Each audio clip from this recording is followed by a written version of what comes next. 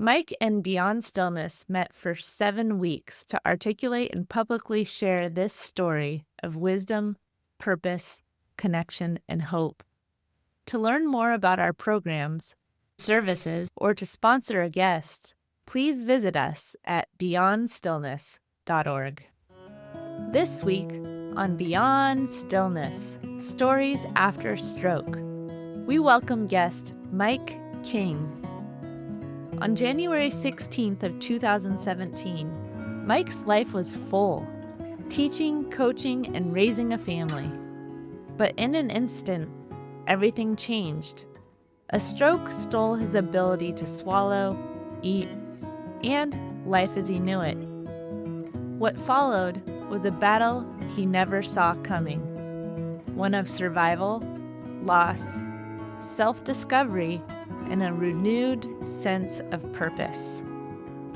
In this episode, Mike shares his journey of renewal, from isolation to connection.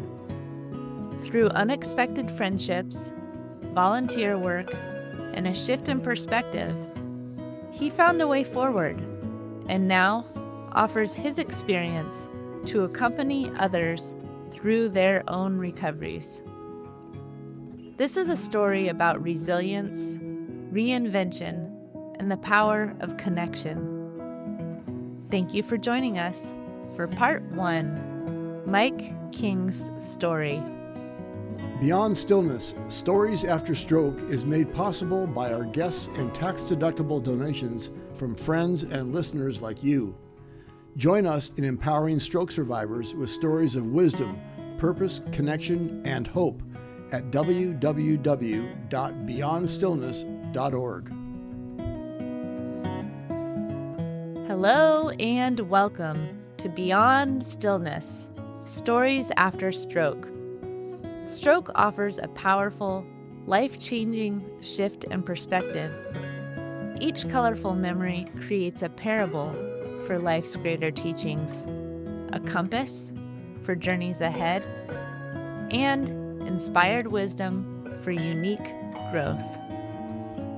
Beyond Stillness offers a moment of pause for storytelling and reflection. Ultimately, we create a welcoming environment that reveres the moment beyond stroke's paralysis. Still moments unite humanity and divinity. I'm your host, Molly Bucola. As we begin today, we take a moment of pause to honor the wisdom that has emerged through recovery.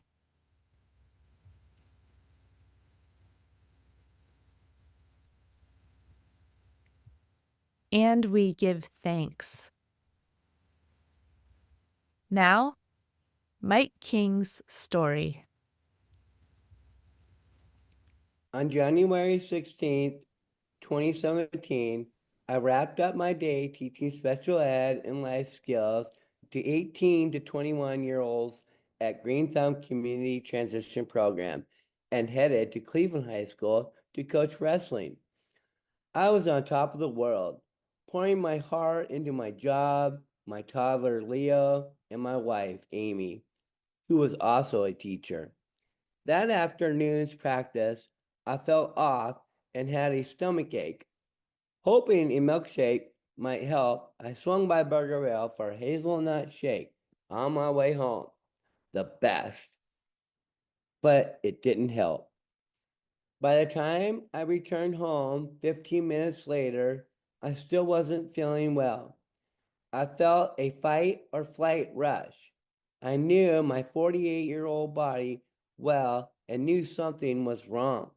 So I told Amy, neither of us like ERs. Who does? They're slow and expensive. But her gut told her we had to go. The ER doctor noticed I was losing focus and slurring my words. Signs of a stroke. They did a CT scan, didn't find a stroke, and sent me home exhausted. I fell asleep and slept a lot. 2 days later, I woke up from a nap and tried to get out of my bed, but collapsed My whole right side was numb and weak.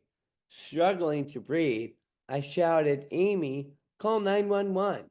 Panicked. I closed my eyes, grasping for air. It was so crazy. I couldn't breathe. Then a calm feeling washed over me.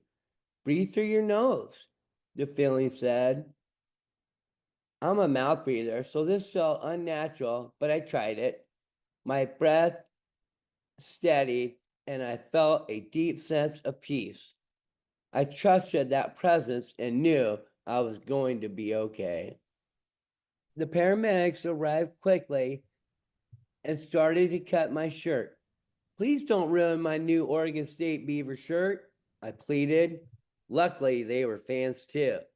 We won't disrespect Benny the Beaver, they joked, offering much needed levity and calming me down.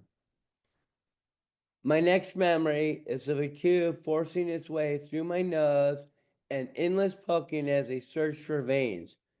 I remember yanking out the feeding tube and beeping and fingers pushing the tube back in. I couldn't swallow. There was a suction device like that at a dentist pulling out my saliva. I felt scared, upset, angry, and so uncomfortable. I just wanted to go home. It was all so confusing and overwhelming. I wanted to see my dog, be with Leo, and get to a safe place. Amy remained hopeful. She'd read survivor stories and believed my swallowing would return soon. It was all a blur. The next thing I remember is being in a small, lonely room at the rehab facility. They wouldn't let Amy stay overnight. But one day, she walked in with a big white envelope full of colorful letters, pictures, and gifts from my students. There was a calendar, a crayon rainbow, and photos of animals, food, anything that made them happy. They sent their joy to my deary room, transforming it into a place of hope. It lifted my spirits, and I couldn't help but smile and laugh, telling Amy about each student. I knew the effort it took to make those cards, and I could feel their love. My focus shifted from fear to gratitude for each kid. They were teaching me the importance of looking past myself and that there's always something I can do for others. I wasn't ready to learn that quite yet. When I finally made it home, I felt a sense of relief, but I had no idea what lay ahead. The real battle, a battle I never asked for. My entire life had been centered around helping others. I've always been the person to step in when someone falls. I was an EMT, and at the time of my stroke, I was working in my special education room, teaching life skills. Now what? I wondered, consumed by self-pity. I cannot eat. I cannot swallow. It felt like I was in the third round of a wrestling match on the verge of being pinned, a position no wrestler ever wants to be in. Many of my lifelong friends faded away. We shared so much loss, joy, and everything in between. They were my boys. But the stroke was different. Maybe they didn't know how to act around me, or maybe I didn't know how to act around me. Everything had changed. As an astrological Leo, I'm a loyal friend through and through, but I had to begin to let go. It was a painful process. My dad always told me, treat all things good and everything will be okay. I felt I had followed his advice to that point, but everything didn't feel okay. Why me? I asked, falling into a dark depression. I felt lost, hurt, mad, afraid, and lonely. I was still using a machine to suck out my saliva and was fed through a JG tube. It was miserable. I couldn't swallow, was constantly hungry, and missed real food. I dealt with hunger pains all day long. The food keeping me alive was terrible. The smell, taste, texture, everything about it made my stomach churn. I fought with my nutritionist to settle on an organic green blend, but feeding myself became an exhausting process. Some days I just cannot do it. I still struggle with it, and I've come to accept that this is a challenge I'll always face. Nurses constantly in and out of my house, and I made countless trips to the ER because my feeding tube kept coming out. Each time I arrive, they say, Mike's coming in. We had our routine down with the room set up for me as if it were my own emergency every time. Without that tube, I couldn't eat. The hospital knew me well. When I slept, the tubes would come out and food would spill everywhere. Over the years, I've learned to manage it, but in the beginning, it was messy, physically and emotionally. Before the stroke, I didn't drink beer, never sat well in my stomach. But at some point, I hit my low. I popped open a bottle of liquor, poured it into a cup, then into a syringe, and shot it into my tube that plunged alcohol straight into my system. I needed relief. I deserve relief. I followed that shot with another day after day. It sporadically eased my pain, but I would wake up feeling worse, and my low just kept getting lower. One day, while I was sitting on my couch about to shoot another shot, I thought, this is stupid. I don't want to die like this. I realized I was giving up on myself. Meanwhile, my wife, son, and mom were doing everything they could to cheer me up and offer me a way forward. One way I tried to cheer myself up was to play positive music. Michael Franti, Shaggy, Jack Johnson, and Ziggy Marley. Music is magic for the soul. So are words. When I listen to the music, I feel my soul, if that makes sense. The same goes for hopeful, happy music. Words are magic for the soul, too. The words I surround myself with matter. So I have to choose to surround myself with positive people, especially when I am down. Now I try to choose the words I say aloud and let it linger in my mind. Music is powerful, transformational, healing, sore words.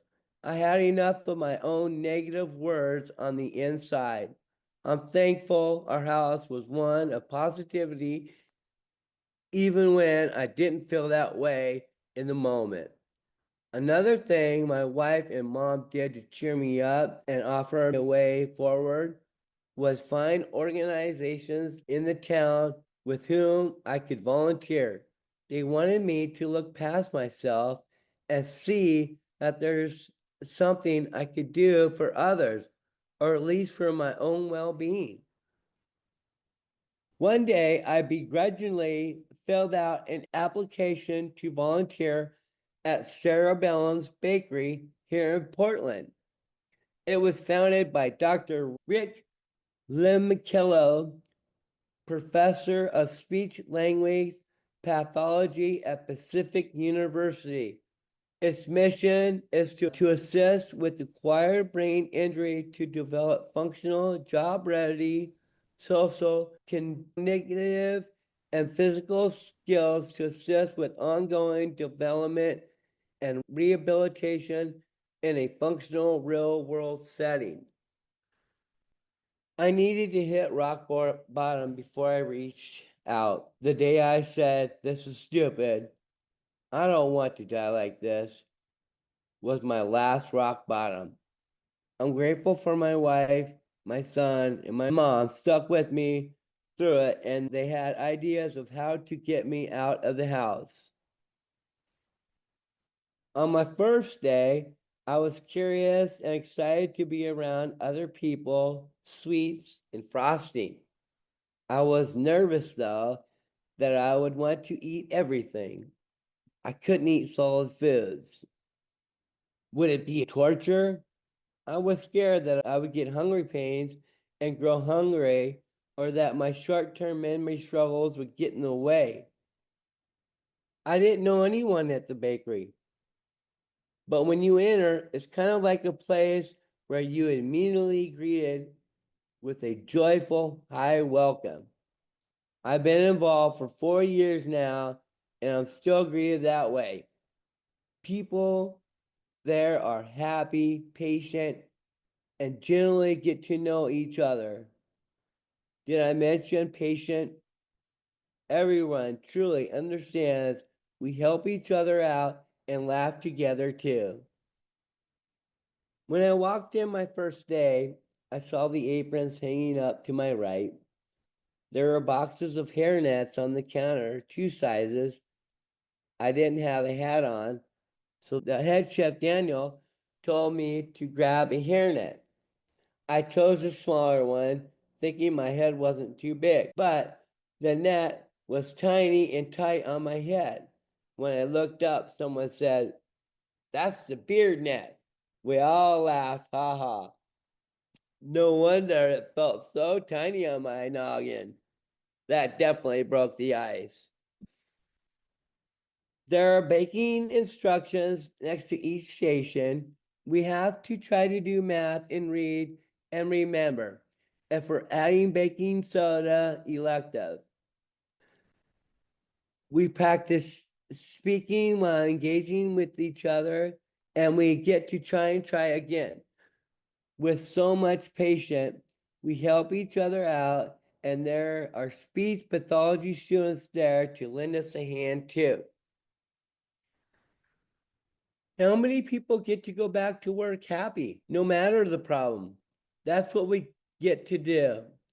After months of staying at home, feeling lonely and sorry for myself, I had no idea this job and vibrant community were waiting for me. I need them and they need me. We don't have expectations of each other. We're just happy that each person shows up. We're all vulnerable, which deepens our mutual trust. I want to be the voice of trust. I've been lonely for a long time, but all these people have appeared in my life. We spend only 4 to 5 hours together each week, but we leave full and happy. I learned to let go of my pre-stroke friends who disappeared. The process was tough, but when I finally did, it felt good. We parted ways, and though I was angry at first, I'm not anymore. People grow apart. I wish them all the best. The moment I let go, my new best friend walked into my life. Kylie from the bakery had organized a meetup at the pumpkin patch for Halloween. Brad introduced himself right away. He's like that. He wants to meet everyone and he's interested in people. He asks good questions. He puts others at ease by reaching out. It can be scary for people with brain injuries to break into a group of people.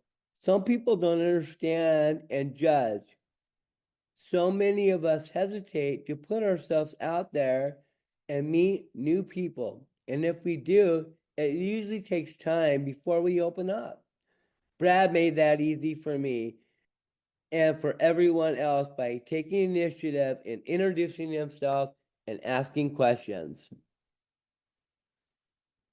Then the day went on. Imagine all these people with brain injuries trying to find their way through a corn maze. It was so fun. The way we interacted, problem solved, and laughed together was so much fun. When the day was done, Brad took initiative and approached me to say goodbye. My mom was there, and afterwards, she kept calling him the good looking man. Later, we were given the same shift at the bakery. We had a lot of fun with the other people on our shift and always enjoyed each other's company. One day, Amy and I were given tickets to an auction. Amy and our friend Dave's family had a bidding war over a fishing trip. We won, then invited Dave and Brad on the trip. That night was a blast, and we went fishing. That was the pinnacle moment. I was finally finding new friends. Then Brad invited my family to his house for dinner. It had been a really long time since Amy, Leo, and I had been invited to another family's house for dinner. It was so good. Brad's wife cooked tomato soup for us. Remember, still, I can only swallow liquids. The best tomato soup I've ever had. We had a great time. Man, it was so good, but I knew I had to take it slow. It was like a little boy. Should I text him? No, maybe I should wait. Now we text all the time. I'm friends with Dr. Brad the dentist. I never thought I would be friends with the dentist. We make plans to meet up. It's just so exciting. I always want to learn more about him. I'm in the process of painting my walls, and he wanted to come over and help. Our friendship has built and built and built. It's been really, really cool. I can't wait to learn more, plan more, experience more together. This is really meaningful for me because I haven't had a buddy friendship for a really long time. My mom and wife were right. I needed to get out of my own situation and do something different. When I showed up the first day at the bakery, I wasn't sure how it was going to go. I didn't think I was good at meeting new people, but I did know that staying at home every day wasn't working for me. I had to change something, and change is hard and can be risky. Even now, when I have down days, I force myself to find things to do. I go outside, watch the birds, or go for a walk. I'll set up a volunteer opportunity to look forward to. I'm no longer coaching at the high school level, but I help out with my son's youth program. Sometimes I grab cans of food and just drop them off at the food bank or bring hot food to someone. Life and my life skill students have taught me to look past myself and know that there's always something I can do for others. Next, I want to be a voice of trust for stroke and TBI survivors. I've been there and still am. Brad and I plan to start a conversation group. I'm not a medical professional, but I do have life experience. I'll be like a bird in the nest. We are all in this together. We're all continuously learning individually and together. My teaching and life experience has taught me that when you give someone attention and believe in them, big things can happen. I want to do that for other people. I found it and now I want to share it. My mom and my wife gently pushed me to apply for volunteer positions. If you have someone to gently push you or put yourself out there and also believe in you, it can make all the difference in the world. You may feel lonely, but you are never alone. Come find Brad and I. We all have something in life to give. When I am in a group of survivors, I can feel that people are listening, that they understand, and that we trust each other and that we are all learning from each other. We don't have to be group facilitators to help others. We can just show up and listen. We can be patient with each other and believe in each other. We're all doing the best we can. I've grown to become more in tune with my feelings. I hope to be with people as they navigate their own journey. Now I'm learning that my student, loved ones, and the world has been teaching me all along. I hope to use my life experience, look past myself, and know that there's always something I can do for others. Storytelling empowers us to share our experiences in a way that invites others to reflect on their own. In closing, we offer reflection questions as an opportunity to spark dialogue with yourself, friends, family, or fellow stroke survivors. In a moment, I'll read questions aloud. You can also find them written in the podcast episode description. Community conversation prompts. How has helping others shaped your sense of self in recovery? How have the communities or relationships you've found after the stroke impacted your recovery? Beyond Stillness, Stories After Stroke is made possible by our guests and tax-deductible donations from friends and listeners like you. Join us in empowering stroke survivors with stories of wisdom, purpose, connection, and hope at www.beyondstillness.org. Another way to support is to like, share, or subscribe to our weekly show. Thank you for listening to Part 1, Mike King's Story. Stick with us for Part 2, Mike King's Interview. Each colorful memory creates a parable for life's greater teachings, a compass for journeys ahead, and inspired wisdom for unique growth. Mike's journey reminds us that even in the face of profound loss, renewal is possible. Small steps toward connection and meaning can help us move forward. If this story resonated with you, please like, share, or subscribe, and consider donating to Beyond Stillness, Stories After Stroke. Remember, as part of the stroke community, you are more than supportive. You are inspirational.